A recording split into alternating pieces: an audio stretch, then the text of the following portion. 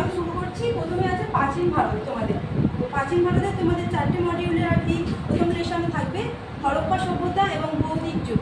তারপরে তোমাদের থাকবে মৌর্য পরবর্তী যুগ। দেন তোমাদের থাকছে গুপ্ত ও তাদের উত্তরাধিকার। আজকে আমি তোমাদেরকে হরপ্পা সভ্যতাটিকে একটু স্টাডি করাবো।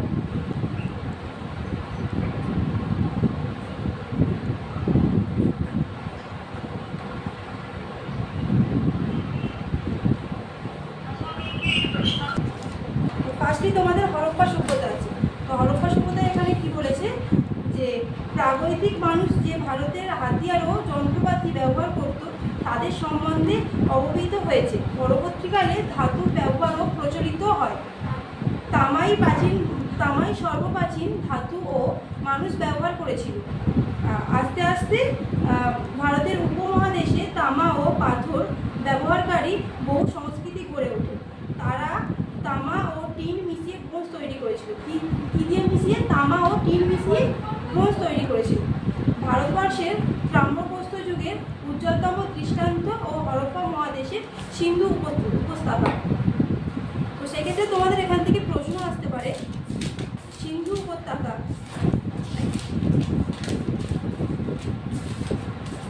সেক্ষেত্রে তোমাদের এখান থেকে প্রশ্ন আসতে পারে সিন্ধু উপত্যকা সভ্যতা কেন হরপ্পা সভ্যতাকে বলা হয়। তো সেক্ষেত্রে তোমরা চাইলে কিন্তু নোট ডাউনও করে নিতে পারো। এর নেক্সট ক্লাস থেকে আমি তোমাদেরকে লেখাবো। তোমরা প্লিজ একটু রেসপন্স করবে যে তোমরা বুঝতে পারছো কিনা, কেমন? ওকে। তো সেক্ষেত্রে তোমাদের প্রথম প্রশ্ন আসতে পারে, এখান থেকে প্রশ্ন আসতে পারে যে সিন্ধু উপত্যকা সভ্যতাকে কেন হরপ্পা সভ্যতা বলা হয়। কেন বলা হয়? হরপ্পা অঞ্চলে তুলনামূলকভাবে অনেক বেশি প্রশ্নতাত্ত্বিক নিদর্শন পাওয়া যায় এবং সব নিদর্শনের প্রশ্নতাত্ত্বিক গুরুত্ব অনেক বেশি। বর্তমানে এই সভ্যতাকে হরপ্পা সভ্যতা বলা হয়। কি বলা হয়েছে? হরপ্পা অঞ্চলে তুলনামূলকভাবে অনেক বেশি প্রশ্নতাত্ত্বিক নিদর্শন আছে পাওয়ার পরে সব নিদর্শনের প্রশ্নতাত্ত্বিক গুরুত্ব অনেক বেশি। মানে তোমার এখানে গুরুত্বও বেশি, নিদর্শনও বেশি পাওয়া যায়। সেক্ষেত্রে বেশি হওয়ার পর বর্তমানে সেই সভ্যতাকে হরপ্পা সভ্যতা বলা হয়। আশা করি বুঝতে পেরেছো সিন্ধু সভ্যতাকে কেন হরপ্পা সভ্যতা বলা হয়।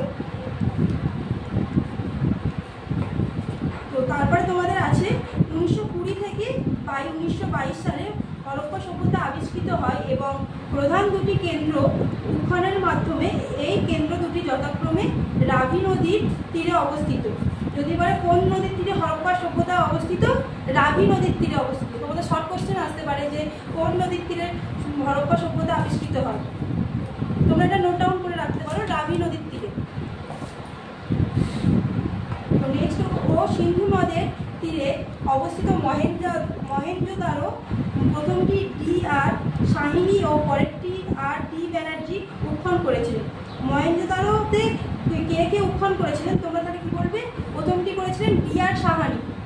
তোমাদের প্রশ্ন আসতে পারে এখানে হরপ্পা ও সিন্ধু নদের তীরে অবস্থিত মহেঞ্জোদারোতে কে উত্খনন করেছিলেন? প্রথমটি হচ্ছে ডি আর শাহানি এবং পরেরটি হচ্ছে ডি আর ব্যানার্জি উত্খনন করেছিলেন। প্রশ্নতাত্ত্বিক উৎপাদনের মাধ্যমে হরপ্পা সভ্যতার সময় নির্ধারণ করা হয়েছিল যথাক্রমে খ্রিস্টপূর্ব 2026 থেকে খ্রিস্টপূর্ব 1900 এবং এটি পৃথিবীর এক প্রাচীনতম সভ্যতা। তাহলে কোথা থেকে কত খ্রিস্টাব্দে হরপ্পা সভ্যতা আবিষ্কৃত হয়েছিল? 2026 খ্রিস্টাব্দ থেকে 1900 খ্রিস্টাব্দে এটি এক প্রাচীন সভ্যতা আবিষ্কৃত হয়েছিল। তুমি বুঝতে পেরেছো কত খ্রিস্টাব্দে থেকে? ওকে, ক্লিয়ার? এই সভ্যতার মধ্যে সিন্ধু সভ্যতা বলা হতো কারণ শুরুতেই বেশিরভাগ কেন্দ্রীয় সিন্ধু ও তার উপনদী দ্বারা বৈধিত অঞ্চলে পাওয়া যায়, কিন্তু বর্তমানে এটি একটি হরপ্পা সভ্যতা বলা হয় কারণ হরপ্পা এবং উত্খননের দ্বারা এই সভ্যতাকে সম্বন্ধে জানা হয়েছে। তোমার এখান থেকে প্রশ্ন আসতে পারে হরপ্পা সংস্কৃত বিভিন্ন অধ্যায়গুলি কী কী? অধ্যায়গুলি যদি তুমি বলো সেক্ষেত্রে তুমি বলবে পাক হরপ্পা সভ্যতা, যেটা 3500 থেকে 2600 খ্রিস্টপূর্বাব্দে, এবং হরপ্পা সভ্যতা যেটা 2600 থেকে 1900 খ্রিস্টপূর্বাব্দে, তোমাকে যেটা এক্ষুনি বললাম আমি। আর আরেকটা আছে পরবর্তী হরপ্পা সভ্যতা যেটা 1900 থেকে 1400 খ্রিস্টপূর্বাব্দে। তাহলে হরপ্পা সংস্কৃতির বিভিন্ন অধ্যায়গুলো কী কী? তোমার প্রাক হরপ্পা সভ্যতা এবং হরপ্পা সভ্যতা এবং পরবর্তী হরপ্পা সভ্যতা, তিনটে তোমার আর কি অধ্যায় আছে, যেটা কত কত খ্রিস্টাব্দে এটাও মেনশন করবে। 3500 থেকে 2600, 2600 খ্রিস্টপূর্বাব্দে এবং 2600 থেকে 1900 খ্রিস্টপূর্বাব্দে, এবং পরবর্তী হরপ্পা সভ্যতা হলো 1900 থেকে 1400 খ্রিস্টপূর্বাব্দে। নেক্সট তোমাদের অধ্যায় আছে, কিছু বলছো তুমি? পাঠিয়ে বলতে তুমি চাইলে নেক্সট ক্লাস থেকে আমি তোমাকে লেখাবো, তুমি খাতা এবং পেন নিয়ে আসবে, লিখে নেবে, দেন তোমাদের সুবিধা হবে বেশি আর কি।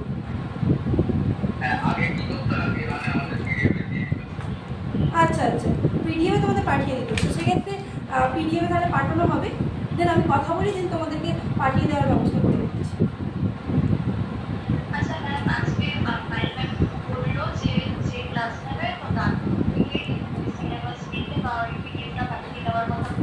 আচ্ছা আচ্ছা আচ্ছা, তোমার নাম্বারটা আমি তাহলে পায়েল ম্যামের কাছ থেকে নিয়ে তোমাকে সিলেবাসটা আমি পাঠিয়ে দিই, পাঠিয়ে দেবো। কোনটা পাঠিয়ে দেবো? আচ্ছা আচ্ছা, ইংলিশ ভার্সন, ওকে। আমার নাম পায়েল আছে।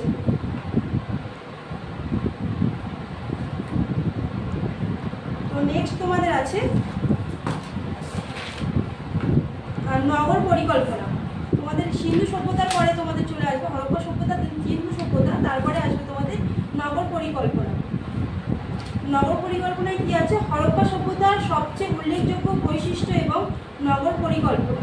এই সভ্যতা সর্বত্র প্রায় একই ধরনের ছিল, যদিও কিছু আঞ্চলিক ব্যতিক্রম দেখা যায় না। এখানে বলছে যে হরপ্পা সভ্যতার সবচেয়ে উল্লেখযোগ্য বৈশিষ্ট্য হলো এর নগর পরিকল্পনা। এর সভ্যতা সর্বত্র প্রায় একই ধরনের ছিল, যদিও কিছু আঞ্চলিক ব্যতিক্রম দেখা যায় না। নগর বিন্যাস, রাস্তাঘাট, বাড়ি, ইটের ধরন, প্রণালী সর্বত্রই প্রায় একই ধরনের। এখানে তোমাদের আছে হরপ্পা, মহেঞ্জোদারো, কলিঙ্গ বা অন্যান্য। আমি যেগুলো পড়ছি এখান থেকে কিন্তু তোমাদের শর্ট কোশ্চেন মাস্টলি আসতেই পারে, তোমরা এগুলো একটু নোট ডাউন করে নিও, দেন তোমাদেরকে পাঠিয়ে রাখবো বড় কোশ্চেন। বেশিরভাগ গুরুত্বপূর্ণ, পশ্চিম দিকে উঁচু ঢিবি বা পুরাতাত্ত্বিক পরিষেবায় সিডাইল, আর পূর্ব দিকে নিচু এলাকায় বা নিম্ন সহ সিডাইলের বড় বড় ইমারতগুলি দেখতে পাওয়া যায়, যা প্রশাসনিক বা ধর্মীয় কেন্দ্র হিসাবে কাজ করে। এসব ইমারতের খুব সম্ভবত কোনো রাজনৈতিক বা ধর্মীয় গুরুত্ব ছিল না। বসতবাড়ি নিম্ন শহরে অবস্থিত ছিল, মানে বসতবাড়ি যেগুলো ছিল সেগুলো নিম্ন শহরের দিকে ছিল, গ্রামের দিকে এগুলো খুব একটা ছিল না। তো রাস্তাগুলি একে অপরের সোজাসুজি সমকালে বিভক্তি করেছিল। এর ফলস্বরূপ নগরগুলি বিভিন্ন বসতি ক্ষেত্রে বিভক্তি হয়েছিল। প্রধান রাস্তার সাথে যুক্ত গলিপথ ছিল। বাড়ির সদর দরজাগুলি প্রধান রাস্তার বদলে গলিতে ছিল। তো আমাদের এখন কি আছে, আমাদের তো যে বাড়ির যে সদর দরজাগুলো একদম মেন রোডে আছে, তো মেন আর কি এন্ট্রান্সে থাকে। তো সেক্ষেত্রে আগেকার দিনে কী ছিল, যে বাড়ির যে সদর দরজাগুলি ছিল, যে সমস্ত এখন আমাদের রাস্তা বা গলি আছে ওই সাইডে আগেকার সভ্যতাকালে ছিল, মানে তোমার হরপ্পা সভ্যতাকালের এইগুলো ছিল তখনকার দিনে। তো সাধারণ মানুষের বাড়িগুলি বিভিন্ন রকমের বড় বড় বাড়ির পাশে হরপ্পা এক কক্ষ বিশিষ্ট বসত বাড়িতে পাওয়া যায়। বেশিরভাগ বাঁশগৃহ এবং পোড়া ইটের তৈরি। বেশিরভাগ কী ছিল? বাঁশগৃহ এবং পোড়া ইটের তৈরি বাড়ি ছিল। আগেকার দিনের কী ছিল তাহলে? বাঁশগৃহ ও পোড়া ইটের তৈরি। বড় বাঁশগৃহগুলিতে সাধারণত চতুষ্কোণ আঙিনা ও অনেক কক্ষ ছিল। এইসব বাঁশগৃহে নিজস্ব কুয়ো ও রান্নাঘর, স্নানাঘরও ছিল। বসত বাড়িতে বৈচিত্র্য প্রমাণ করে যে সমাজে বিভিন্ন শ্রেণীর মানুষের, ধনী ব্যক্তিরা বড় বাসগৃহে ও গরিবরা কক্ষ বিশিষ্টে বাসগৃহ করতো। তাহলে আগেকার দিনের শ্রেণীর মানুষেরা কোথায় থাকতো? যারা ধনী থাকতো তারা, তাহলে ব্যক্তিরা কোথায় থাকতো? বাসগৃহে থাকতো। ও গরিবরা কোথায় থাকতো? কক্ষ বিশিষ্ট বাসগৃহে। মানে ছোট ছোট কক্ষ বিশিষ্ট, মানে কি ছোট ছোট যে সমস্ত রুমগুলো এখন আমরা বলি সেগুলো আগেকার দিনে ছিল কক্ষ বিশিষ্ট, বাট বাঁশ দিয়ে তৈরি করা ছিল, থাকতো। আর কিন্তু যারা ধনী ব্যক্তি ছিল তারা প্রপার বাসগৃহে, বড় বড় যে বাসগৃহ তৈরি করা থাকতো সেখানে থাকতো। তো তারপরে বলেছে এখানে হরপ্পা সভ্যতায় প্রয়োগ প্রসারীর ব্যাপক ব্যবহার দেখা যায়। প্রত্যেকটি বাড়ির প্রয়োগ প্রণালী রাস্তায় প্রধান প্রয়োগ প্রণালীতে গিয়ে পড়তো এবং প্রয়োগ প্রণালীগুলির ইট বা পাথর দিয়ে ঢাকা থাকতো, যেগুলি সরিয়ে পরিষ্কার করা যেত। এর থেকে হরপ্পা সভ্যতার মানুষের পরিচ্ছন্নতা ও সচেতন পরিচয় হয়ে থাকতো। এখান থেকে তোমাদের শর্ট কোশ্চেন ও বড় কোশ্চেন কি আসতে পারে কে মহেঞ্জোদারো আবিষ্কার করেছিলেন এবং হরপ্পা সময়কালে যে দুটি ব্যবহৃত শিল্পের নাম করো। তো এখানে তোমাদের কে মহেঞ্জোদারো আবিষ্কার করেছিল? রাখাল দাস বন্দ্যোপাধ্যায়। আর তারপরে তোমাদের আসতে পারে এখানে যেমন বলেছে যে ধনী ব্যক্তিরা কোথায় বাস করতো এবং যারা হচ্ছে আপনার যারা গরিব ছিল কক্ষ বিশিষ্ট ছিল, মানে ধনী ব্যক্তিরা এবং যারা গরিবরা এক কক্ষ বিশিষ্টে বাস গিয়ে করতো। এখানে প্রশ্ন আসবে যে তোমাদের ধনী ব্যক্তিরা কোথায় বাস করতো এবং যারা গরিব ব্যক্তি ছিল তারা কোথায় বাস করতো। তো তোমরা কি লিখবে যে ধনী ব্যক্তিরা থাকতো বড় বাসগৃহে এবং গরিব ব্যক্তিরা থাকতো কক্ষ বিশিষ্ট একটি বাসগৃহে। নেক্সট তোমাদের আছে হরপ্পা সভ্যতার নগরে গুরুত্বপূর্ণ ইমারত। ইমারত মানে বুঝতে পারছো যে সমস্ত আর কি বড় বড় বাড়ি বা যে সমস্ত এখনকার দিনের ফ্ল্যাটগুলো যে তৈরি হয় ওগুলোকে ইমারত বলা হয়। মহেঞ্জোদারোর প্রাপ্ত বিশাল স্নানাগারে একটি গুরুত্বপূর্ণ স্থাপত্য এক চতুর্দিকে অলিন্দ ও ওঠানামার জন্য উত্তর ও দক্ষিণ সিঁড়ি আছে। স্নানাগারটি বিটমিনের প্রলেপ দেওয়া যেত। মানে এখানে বলেছে মহেঞ্জোদারো প্রাপ্ত বিশাল স্নানাগারের একটি গুরুত্বপূর্ণ স্থাপত্য আছে, এর চতুর্দিকে অলিন্দ ও ওঠানামার উত্তর ও দক্ষিণ সিঁড়ি আছে। মানে মহেঞ্জোদারো মানে স্নানাগার বুঝতে পারছো, আগেকার দিনে হচ্ছে যেখানে মানুষজনরা কি ওয়াশরুম বা স্নান করতে যেত ওদেরকে কি স্নানাগার বলে, বড় একটা বিশাল থাকতো, তার চারটে আর কি দরজা থাকতো, চতুর্দিকে অলিন্দ থাকতো। ওটা নামার জন্য কটা সিঁড়ি থাকতো? ওটা নামার জন্য দুটো সিঁড়ি থাকতো। কোন দিকে থাকতো? উত্তর ও দক্ষিণ দিকে। এখানে তোমার প্রশ্ন আসতে পারে মহেঞ্জোদারোর প্রাপ্ত ও বিশাল স্নানাগারে কটি আর কি অলিন্দ আছে। তুমি তখন কি বলবে? অলিন্দ আছে, 4টি অলিন্দ, যেখানে তোমার উত্তর ও দক্ষিণ দিকে সিঁড়ি আছে। অয়ন তুমি বুঝতে পারছো তো কোন দিকে সিঁড়ি আছে? একটু রেসপন্স করবে। হ্যাঁ, উত্তর ও দক্ষিণ দিকে সিঁড়ি আছে। শ্রেয়সী তুমি মানে বাংলা বুঝতে পারো তো, না তুমি বাংলা বুঝতে পারো না?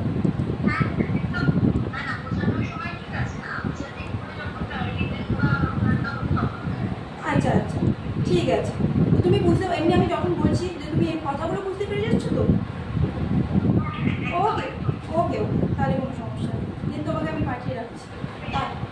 তো ওকে, তো সেক্ষেত্রে এখানে তাহলে উত্তর ও দক্ষিণ দিকে তাহলে সিঁড়ি আছে ওটা নামার জন্য। এটা শর্ট কোশ্চেনে তোমাদের আসতে পারে। অলিন্দর ওটা নামার জন্য কোন দিকে সিঁড়ি আছে? উত্তর ও দক্ষিণ দিকে।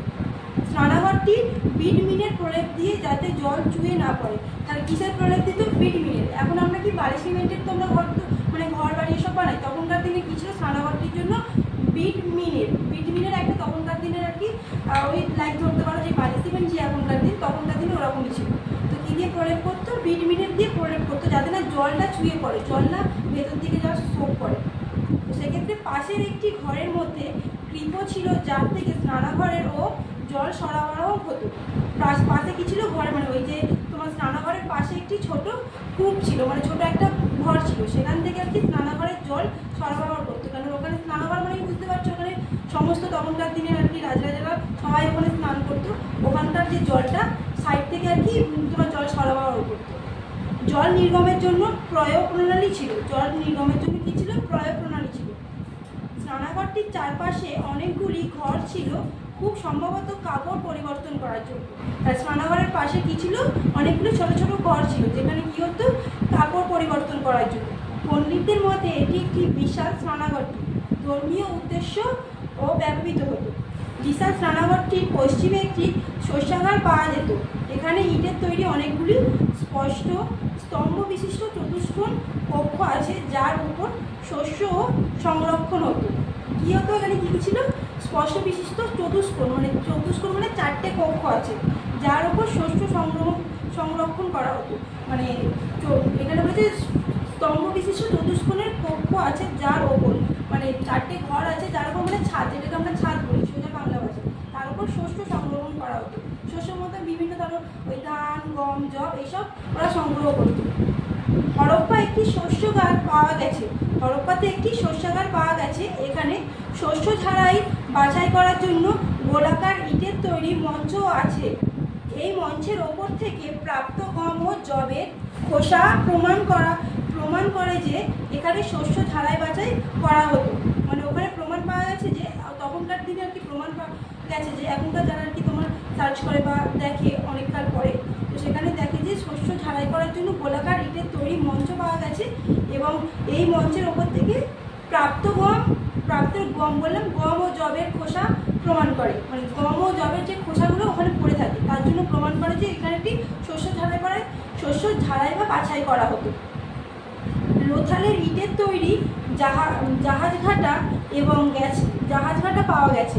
কি লোথালের কিসের জাহাজঘাটা পাওয়া গেছে? লোথালের ইটের তৈরি জাহাজঘাটা পাওয়া গেছে, যেখানে জাহাজ রাখা হতো ও বাণিজ্যিক পোতো আসতো। বাণিজ্যিক কি আসতো? পোতো আসতো।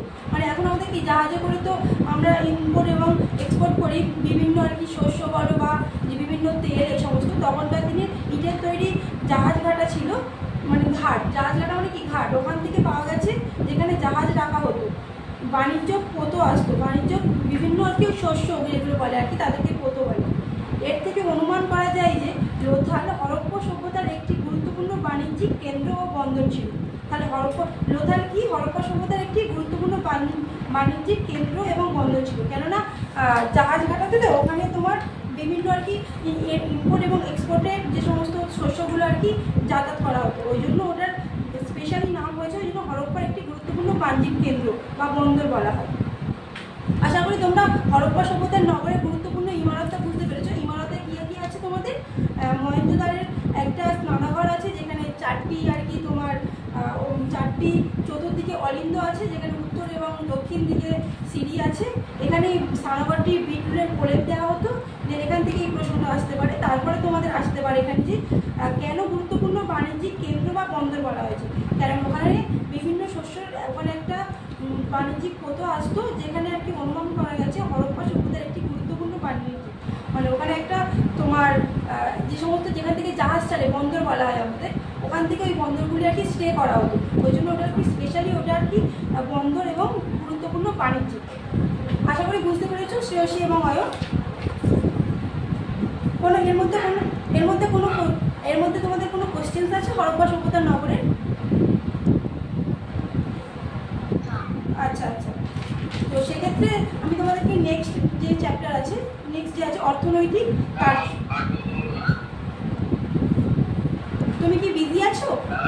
কি বলছো? শুনতে পেলাম না। হরপ্পা সভ্যতা তোমার অর্থনৈতিক কার্যকলাপ এবং তোমার সামাজিক বৈচিত্র্য এবং মূল হ্যাঁ, তোমার আরও 3টে আছে, বাট আজকে আমি কমপ্লিট করবো না, আজকে এই পর্যন্তই থাকবে। এর পরের দিন আমি অর্থনৈতিক কার্যকলাপ এবং তোমার সামাজিক বৈচিত্র্য, তারপরে থাকছে তোমার ধর্মীয় চিন্তা, আচার ও অনুষ্ঠান, তারপরে তোমার থাকবে হরপ্পা সভ্যতার পতন, মানে আর 4টে বাকি থাকবে তোমার। দেন তারপরে সেকেন্ড দিন তোমাকে আমি 4টে করাবো, তারপরে আরও দেবো, কারণ হরপ্পা সভ্যতার চ্যাপ্টারটা বেশ বড় আছে। একদিনে তোমাকে বললে তুমি সব কিছু আর কি তোমাদের ভুলিয়ে যাবে যদি সবটা তোমাদেরকে আমি বোঝাতে চাই।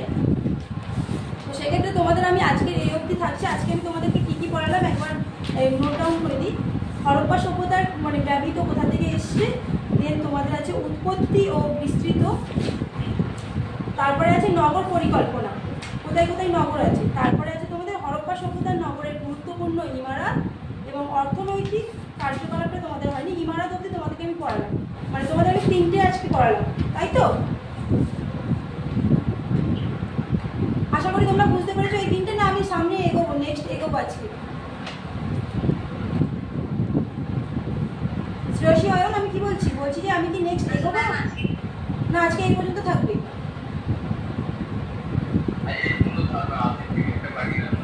ওকে, তোমাকে পাঠিয়ে রাখবো। দেন এই পর্যন্ত আজকে থাক। নেক্সট তোমাদের মানডেতে ক্লাসেস আছে, আমিই নেব। তোমাদের হরপ্পা সভ্যতার বাকি যে মডিউলটা বাকি আছে ওটাই করাবো।